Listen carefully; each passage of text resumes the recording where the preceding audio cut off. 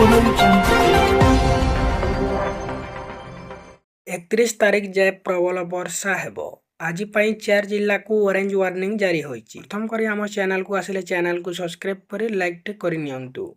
चलंतु खबर उपरे नजर पकाइबा।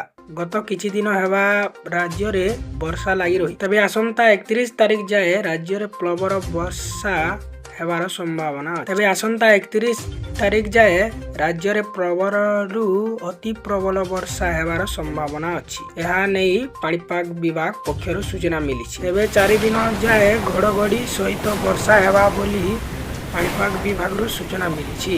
प्रबल वर्षा पई 4 जिला को ऑरेंज वार्निंग एवं 19 जिला को येलो वार्निंग जारी करा जाइछि। जगतसिंहपुर, केन्द्रापड़ा, जजपुर एवं कटक को ऑरेंज वार्निंग जारी करा जाइछि। वर्षा सहित दलका पवन मध्य बही पारे बोली कुहा जाइछि। आसंता 2 दिन मध्यरे मौसुमी पूरा ओडिशा रे प्रवेश करिबा नै कुहा जाइछि।